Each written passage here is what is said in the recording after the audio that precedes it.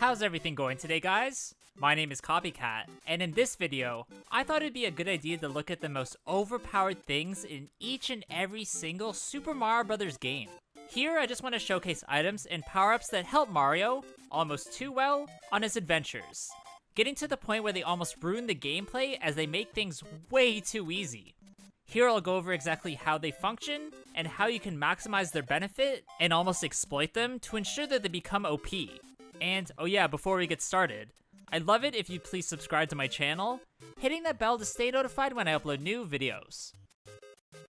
In the very first game of the series, Super Mario Bros. For the Nintendo Entertainment System, I think it's obvious that the star is the most powerful thing from it, allowing Mario to become invincible for the duration that it lasts. These appear only in very specific levels, in usually pretty hidden spots within a block, so it's not like you can use them to get out of every tricky situation that you come across.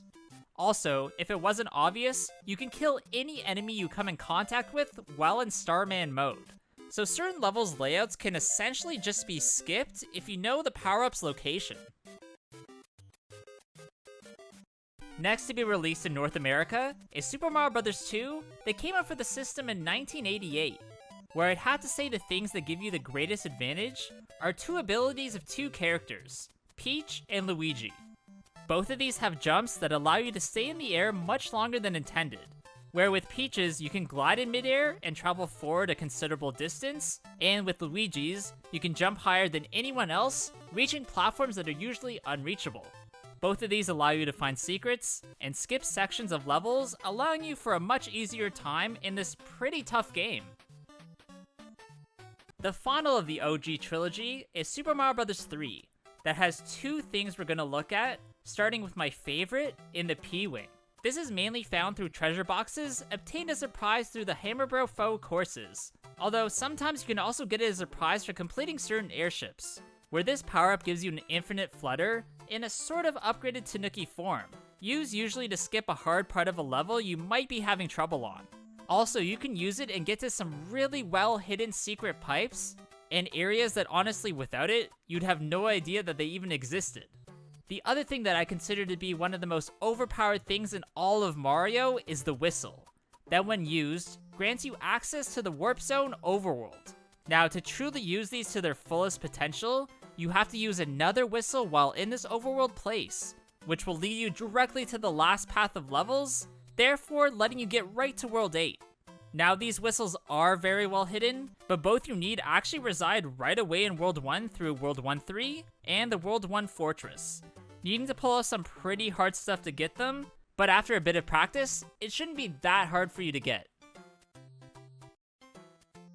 Up next is the first handheld entry in the franchise, in Super Mario Land, that came out for the Game Boy in 1989, where I'd have to say the thing from it that's the best for you to use as it has multiple benefits is the Super Ball Flower.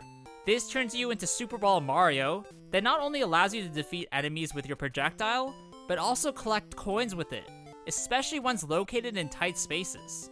Having this ability to kill enemies from afar makes certain parts of certain stages way less daunting, and anything else added to that is just an extra bonus. Super Mario World for the Super Nintendo Entertainment System would be the next release featuring our mustachioed hero. Having a couple things I want to showcase, starting here with the Cape Feather power-up. When you collect this, you're instantly transformed into Cape Mario, and are able to fly through stages. Plus, you can glide pretty much indefinitely by tapping back in rhythm by using the D-pad, a skill that does take a little bit of mastering to get used to. If you do, however, get a hold of it, you can get to some really secretive spots. Some so secretive that without a guide, you really wouldn't know they were there. The second that's always super fun to use is our very best dino buddy Yoshi, who you can ride on and use his tongue to eat up foes.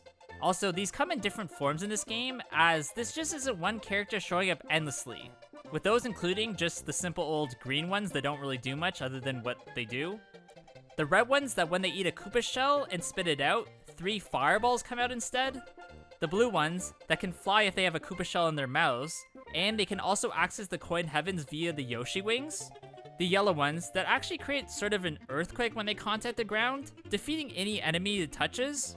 And finally, the baby ones that you need to feed foes so they can grow to their normal sizes, as otherwise their existence is pretty useless. Nintendo would make a sequel to Super Mario Land titled The 6 Golden Coins, also released for the Game Boy but here in 1992. Where definitely the most overpowered item that you can have in the game is the carrot that turns you into Bunny Mario. In this state, you can briefly hover by tapping A, which flaps his little ears so you can glide through the air much longer. This power-up is easy to find, but becomes incredibly useful in this very rudimentary experience that has many enemies that can kill you. So having a bit of extra time to traverse is a lifesaver.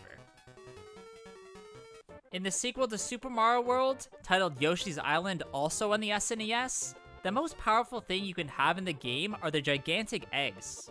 Unfortunately, these don't show up in many places, as you can really only get them through the fat guys in World 2.7's Lakitu's Wall, or in the final boss fight against Big Baby Bowser, doing devastating damage when they're shot towards your target. I compare these sorta to POW blocks, as a shockwave is created when you throw it, clearing all the foes off the stage, which can aid you in your adventure in a helpful way. Also, it helps you in winning this game, so that is great.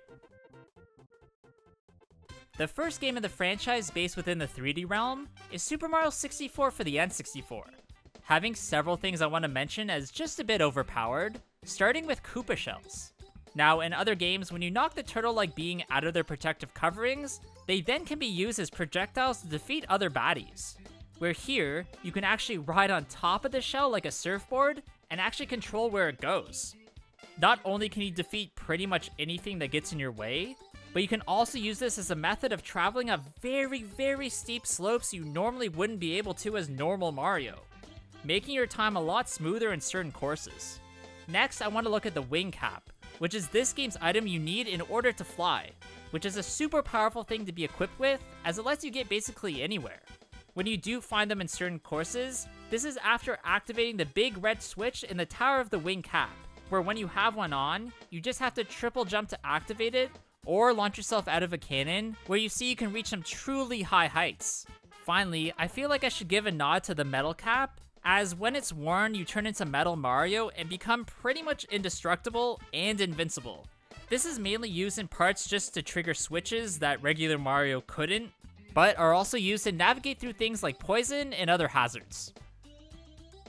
Next to come out, also based in the 3D realm, is Super Mario Sunshine for the GameCube, where other than the FLUDD, which is with you from the beginning of the game so I won't count that, I'd have to say that the most OP thing from it is this version of Yoshi. When riding your Dunno Buddy, you can perform most of the same moves you could as Mario, but also can flutter jump to get a bit further, as well as eat up enemies you come across. On top of that, depending on what fruit you eat, that's what type of Yoshi you get, where ingesting a papaya or pineapple results in you spewing out orange goo that when contacted with foes turns them into stationary platforms. Eating bananas or coconuts makes you spray pink goo, which when you hit enemies with it, turns them into platforms that raises and lowers. And eating durians or peppers turns your goo purple, leading to platforms that move across in a horizontal plane. These are always used to scale up large objects, or jump across to avoid large gaps. Although Yoshi doesn't show up much, so take advantage of him when you do find him. Nintendo would end up returning the series to its 2D roots with the release of New Super Mario Bros. For the dual screen system, where I think it's pretty clear that the thing we're going to talk about from this is the Mega Mushrooms. These only appear naturally in 4 levels, World 1-1, 1-2, 4-4, and 7-5, and when used will cause you to grow to enormous sizes, where you can then rampage through a stage, obliterating everything in your path.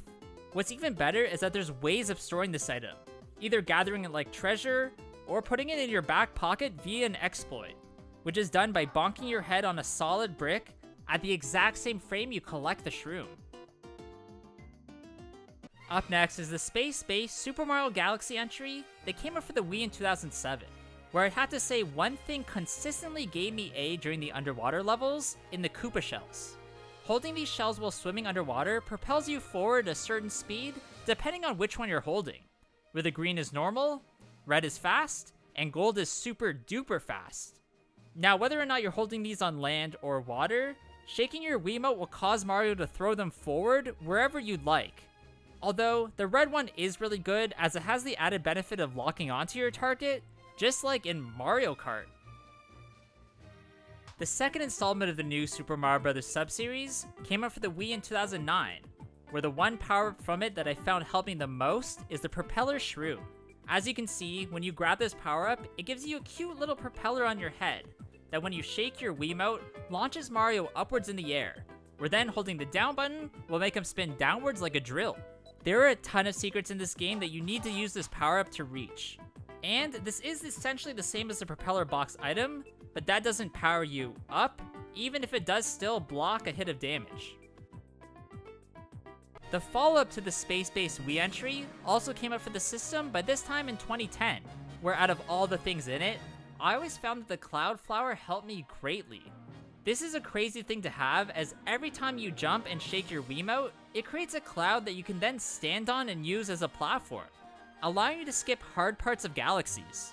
This is the most useful during the Perfect Run mission of the Grandmaster Galaxy, as you can literally just bypass the ring beamer section, which I always lost a ton of lives on anyways.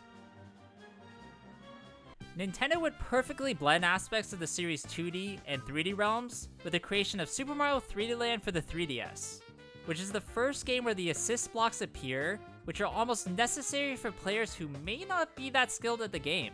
These come in two varieties, with the first spawning in the stage if you failed 5 times in a row, giving you an invincibility leaf, which transforms you into White Tanuki Mario. In this form, Mario is permanently invincible, at least in the level you use it in, acting sort of like a star as it causes you to defeat any foe you touch, plus you get the abilities of Tanuki Mario. Now, if you're somehow insanely bad and manage to die a whopping 10 times in a row, then the P-Wing appears, which doesn't work like it did in Super Mario Bros. 3, instead just teleporting you to the end flagpole, effectively skipping the entire stage. The third installment of the new Super Mario Bros. Sub-series was oddly given the title of being the second, which I don't really understand to this day, but whatever, and was released for the 3DS in 2012, where really one of the most overpowered power-ups in the entire video appears in this one game in the Golden Flower. Collecting this turns your character completely gold and gives you fireballs that now can defeat usually undefeatable foes. Plus on top of that, gives you coins for each one that you kill. If you combine this power-up, a Koopa Shell, and the gold ring found in the sub-area of World 3-4, then you can perform an infinite lives / coin exploit. Just take a look at how easy it is to do this. The final installment of the new Super Mario Bros. Sub-series came out for the Wii U in 2012, having a P-Wing adjacent power-up in this one that's extremely OP in the p-acorn. This is sort of like the cape feather from Super Mario World, but easier to use as you can actually angle which way you want to go. And also the controls are much simpler with you just needing to flick your Wiimote. P-acorns can be obtained either by capturing Nabbit or by defeating Bowser, meaning there's not a lot of them, so use them sparingly. Next is Super Mario 3D World that was released for the Wii U in 2013, having 3 things I'd say are undoubtedly overpowered, starting off with my personal favorite in the Cannon Box. This is a wearable item that shoots cannonballs that can be used to defeat enemies and clear things off the stage to uncover secrets. Also being able to be charged up by holding X to do even more damage than you'd think. Next is another item, and one that can help you clear a lot of enemies at once, in the potted piranha plants. Something your character can carry and use as a weapon. Again, these only show up in a few spots, so you really need to cherish these moments as they're some of the best and most fun in the game. Lastly, I just want to show off the Lucky Bell power-up, which turns you into your character's cat form, but also lets you transform into Lucky Cat Mario every time you ground pound. As the statue falls, it gives you more coins depending on your height, and makes you invincible while you're in this solid state. That is, unless you land on a hazard which still can kill you. These are only found a few times throughout the worlds, but you can store this item in your inventory and pretty much use it wherever you like, so it's not that rare. Oh yeah, and I guess before we move on, I really should also mention this game's version of the invincibility leaf, as you have that Tanuki power plus star power. Now you do have to die 5 times to get it again, which a good player wouldn't do, so if you are a good player, you might not ever actually see this power up, so this might be new to you. I get it, it's kind of confusing, but the better you are, the least you're gonna see it. In the absolutely massive Super Mario Odyssey Nintendo Switch entry, there's two things that I'd say are OP, beginning with the best capturable enemy in the T-Rex. When you throw Cappy at this thing, you literally become a hulking dinosaur, which is randomly a dream come true, being able to go on a rampage destroying everything and everyone in the Cascade Kingdom. I only wish this was used a bit more, but I get that you want the game to be a Mario game and not Rampage, even if sometimes I just want to cause destruction and that is fun for me. Now another casual thing I think is overpowered and helps you traverse through kingdoms much easier is the Glide-On, allowing you to glide in midair for as long as you pretty much want. Also, if you shake your controller, then you can stay airborne for way longer, something that does become useful in a long journey's end, as it allows you to skip a large portion of it. The final game of the series, and this video, is Super Mario Bros. Wonder for the Switch, having two new power-ups that are great in very different ways, starting with the most obvious in the Elephant Fruit. This turns you into the hilarious elephant form, making you much larger, much more plump, and way more powerful, being able to fling away enemies with the swing of your trunk. You can also break much larger rocks than usual, and collect water and spray them at flowers to cause them to grow, so you can find hidden things. Also, I really have to mention the Bubble Flower, which is a power-up that allows you to blow bubbles to capture bad guys and turn them into coins. What's really crazy about this ability is that you can jump on top of the bubbles and use them to platform upwards, and I guess across, and even pull off what's essentially a level skip, as you can just do it over and over again. Also, I have to show off one badge that ensures that you won't miss any jump or accidentally jump on any enemy in the parachute one. If you hold R, then you'll pull your parachute out and just sort of glide, being able to move in whichever direction you like. Also, I love the animation of holding your hat up in the air and catching air. It's just gold and a huge reason why this game's so great. Alright, that's gonna be it for today's video, guys. I really hope you did enjoy this one. If you did, please leave a like, comment below what you thought about it, and of course subscribe to my channel. Also, please go follow my Instagram at CopyCatGamer. There I'll put some cool clips and items from a collection that you won't see anywhere else. Hope you guys have a good day, and I'll see you on the next one. Bye!